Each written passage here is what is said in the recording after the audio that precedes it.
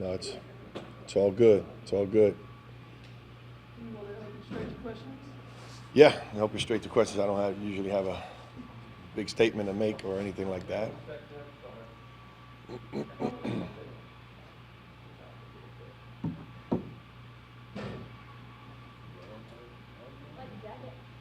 Oh, thank you. It's- had- no, no. We got these, I guess, this a while ago. So just using it now, but I just grabbed something out the closet because I knew it was cold. It's starting to get chilly out. Well, what do you hope to learn in this next exhibition? Um, what we hope to learn this next exhibition is we want to try to continue to improve our defense, our transition defense. Want to make sure that we're working on continuing to protect the glass, attack the glass both offensively and defensively. And I think an area that we want to try to concentrate is defending without fouling. I thought we sent him to the free throw line an awful lot that last game, and so just kind of want to continue to take steps forward with this young club. What do you tell a guy like DJ after he had kind of a poor season in that first exhibition? You didn't say anything to him at that point. No, you utilize. There's so many facets to the game. It's just not your offense, and he's such a complete player that um, that one area of the game shouldn't affect all the rest of your areas of your game. You know, you're running the team, you're defending, you're calling out, keeping us organized, and those kind of things. And I think he did a lot of good things. Obviously, a lot of things to build on. What were some of the positives that you could maybe go look at film and maybe go back and tell him about that game? Because obviously everybody's going to look at the 4 points and 1 assist for a guy like that. But what did you see kind of?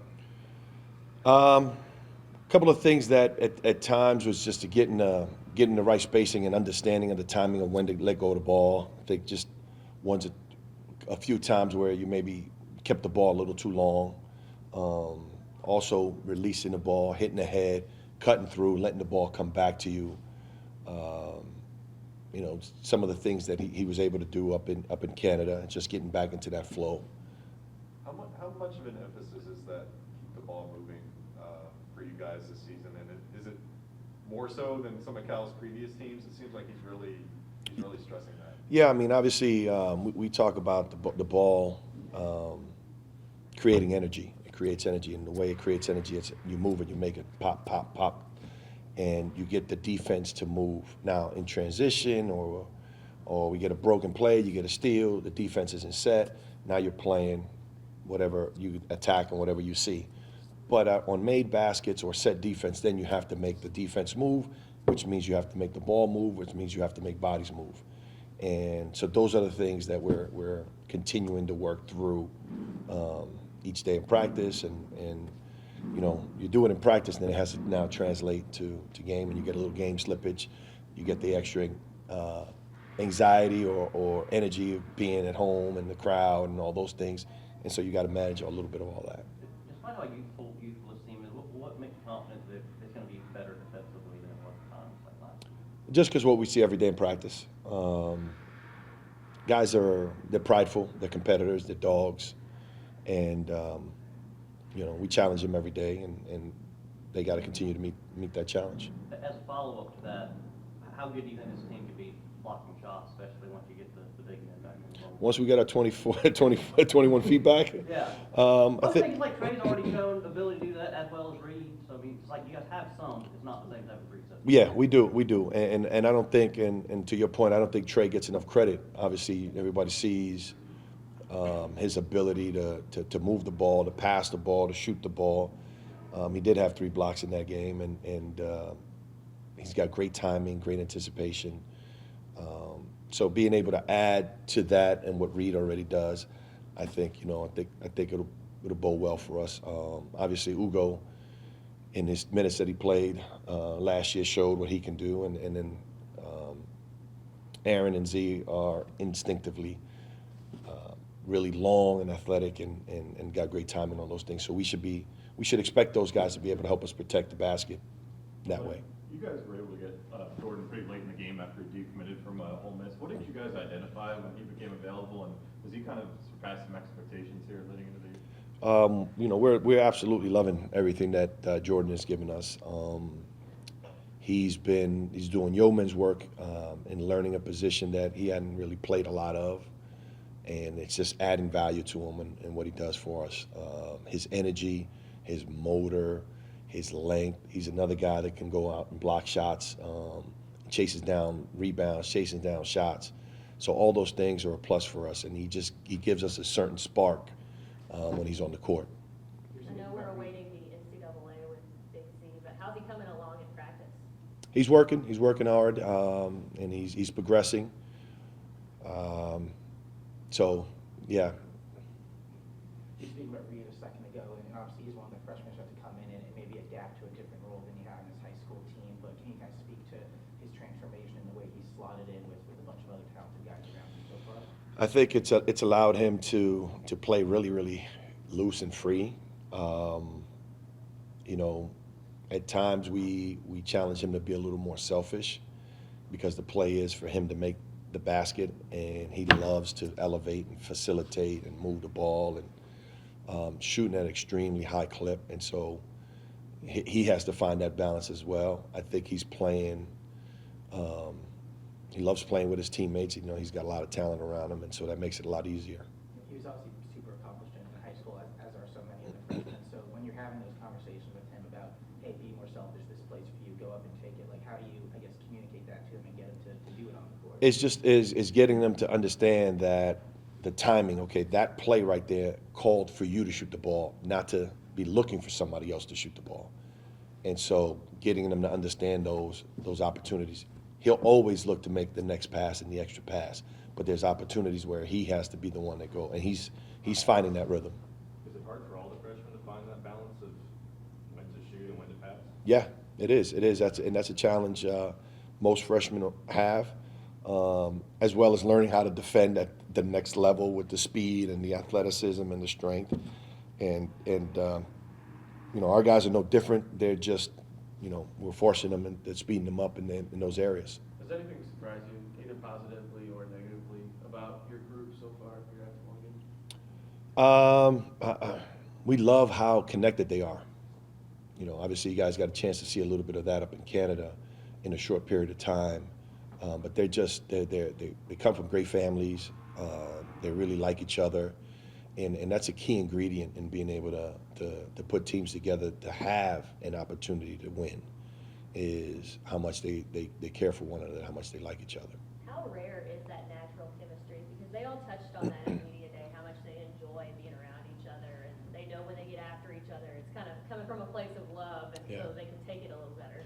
We call it gladiator school. They got to challenge each other, you know, and it's rare, and it's an element that every team in the country tries to foster, tries to create. But when it comes organically, it's that much more easier to be able then to push the envelope on the hard things that you have to do, because you're not trying to get that synergy going that's vital for a team. Orlando, you mentioned just a minute ago there about, you know, having freshmen have to learn when to pass and when to shoot, and also getting them up to speed defensively. Given how many freshmen this team has, you know, their credit to like this team won't win at a high clip because they're not, you know, veteran college basketball players right now. How do you feel about that? They've said that all the time about all the guys the freshmen that we've had come through Kentucky. So that's nothing new. And people are entitled to their opinions, and we just got to go out there and keep working and prove people wrong. What was your assessment of how you guys played without your three bigs versus Georgetown? Even though it's a small window of tape, what did you take away from it as a coaching staff? We took away that we did a lot of nice things. There's some areas that we have to continue to tighten up. We're challenging our guys to have multiple guys be in the 80% in terms of going to the glass, offensive rebounding and defensive rebounding. Obviously, defensive rebounding needs to be probably a little higher than the 80%, but offensive rebounding, that's just making a conscious effort to go every time.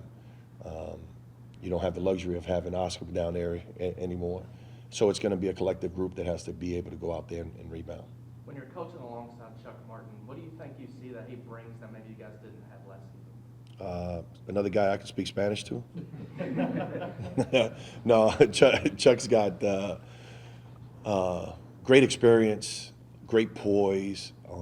He's coached at so many different levels, and obviously he and I go back a lot of years, having gone to the same high school and from the Bronx, and just known each other pretty much, over 30-something years. So he brings a calmness to the kids and to the staff, and it's great having him on staff. Anything different about him now compared to when you knew him all those years ago? Just a little older. I got more gray. He doesn't seem to have as many. Trey, playing this kind of small ball five, it seems like he likes it. He said media day he likes it. He can play the 4 or the 5. Obviously, he's going to have to play the 4 once those bigs come back sometimes. So what have you seen him knocking down threes as a small ball 5? Is something you don't see a lot of Kentucky. Trey's a young man that I've known a long time and recruited him 3 different times, and glad I'm getting a chance to coach him now because of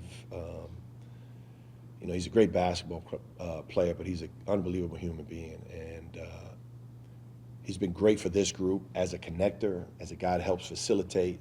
He's got so many layers to his game, and you guys are getting a chance to see a little bit of that. His passing, his feel. We're going to have to find opportunities for him around the basket as well. But he's a matchup problem with guys because of his ability to shoot the ball and his ability to play out in space. Did you joke with him about that third time charm that you finally got? Oh, always. What does he say? He laughs. What drew you to him in the first place? Think recruiting out of high school and stuff like that. I'm sorry? What drew you to him in the first place? Was it just his mind, his play style? What attracted you from the beginning? His hands and his feet. Even in high school, he was a lot heavier than he was, but he still moved the same way. He still had great feel, and obviously he's changed his body around now, being in college, and he continues to have those skills. And I think those skills are gonna serve him for many years to come at the next level.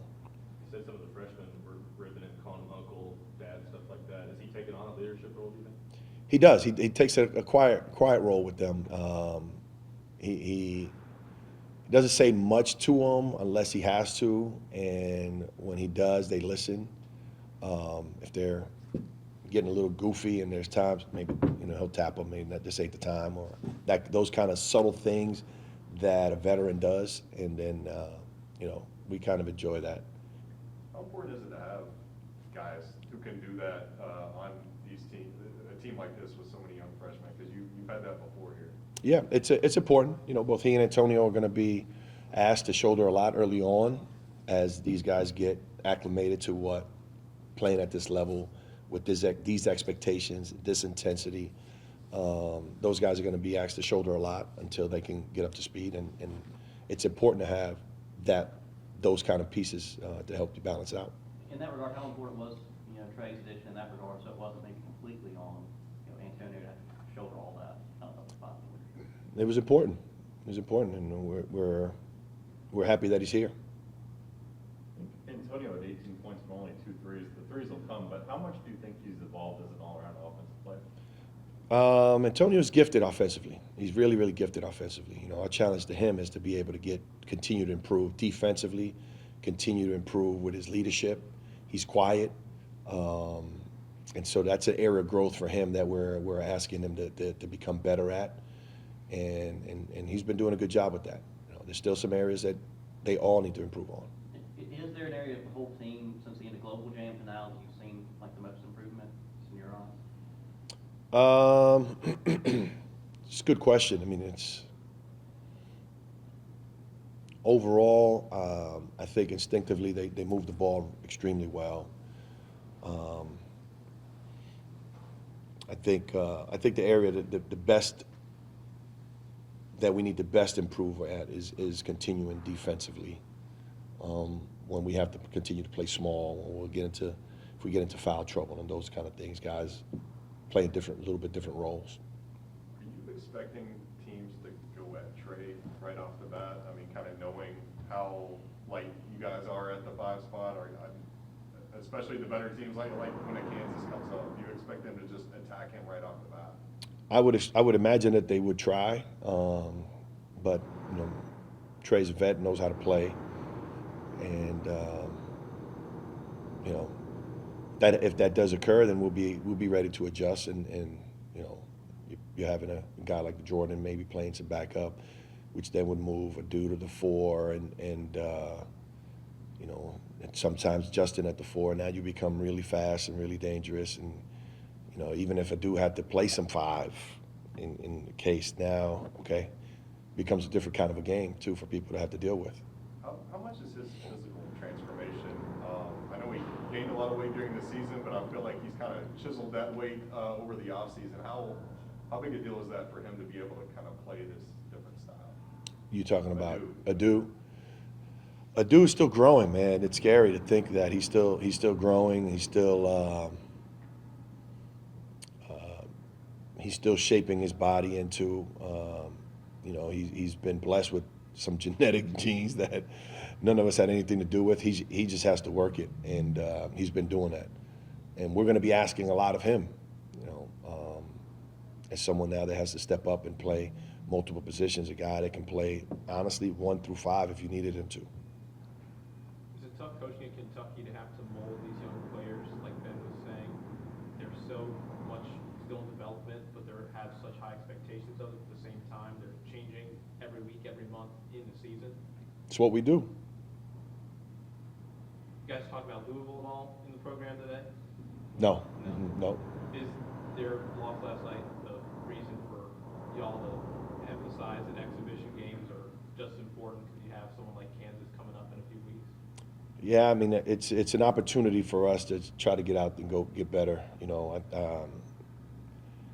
we got enough things to worry about here than to be worrying about anybody else's programs. So we just want to try to continue to improve. And the games are played because you have to show up and you got to play. And if a team is good and they get hot and make shots, anybody can lose. So you know, we're fully aware of that, and we just got to go out and try to be the best version of ourselves on that night, learn from what we can, and then be ready to move on.